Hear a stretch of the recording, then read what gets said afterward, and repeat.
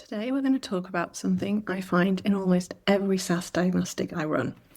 We're going to cover why it happens, what it actually costs you in conversions, and the specific research method that surfaces the fix. Most SaaS conversion problems aren't product problems, they're language problems.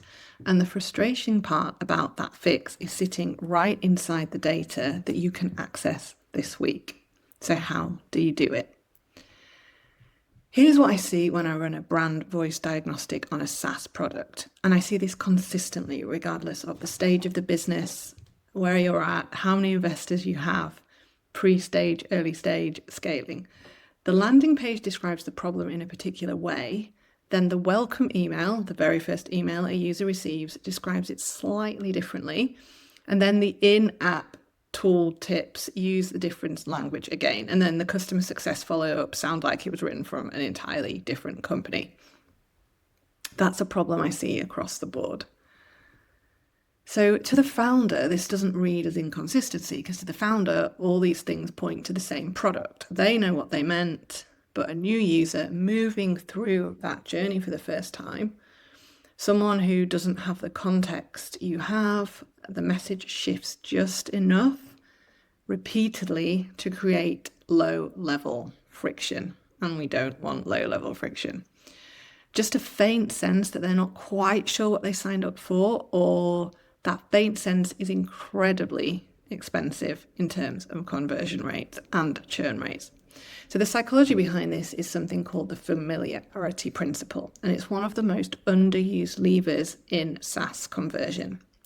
The familiarity principle tells us that repeated exposure to the same words, the same framing, the same way of describing what something does, creates a sense of reliability. Repetition in the right context reads as trustworthiness, and trustworthiness is so important. Think about the brands you trusted before you bought anything from them. What were they doing?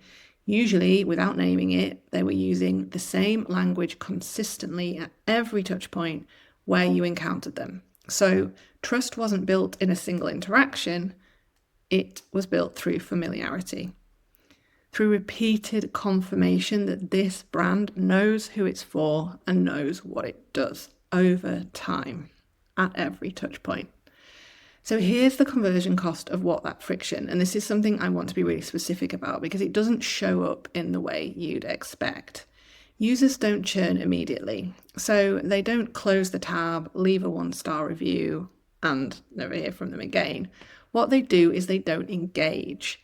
So they don't reach the first value moment, they don't become the kind of active user who expand and refer and renew. They stay on the free plan, they don't move to paid, they don't upgrade.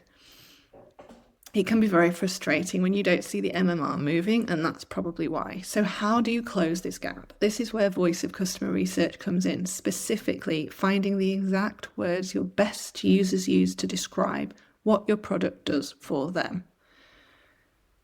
Because your best users, the ones who stay, who expand, who refer, use specific vocabulary, specific verbs, a specific way of describing the before and the after. And when those words appear consistently across every touch point in your onboarding journey, from landing page to welcome page to first login, something settles for the reader.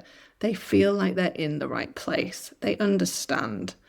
They're not confused, and they trust, because the language they use to describe the problem you solve is the language you're using to describe the solution. That's the familiarity principle working correctly, and it's the first thing the diagnostic I run surfaces using your best user data. The question worth asking right now about your product is how consistent is the language across your onboarding journey from landing page to first login?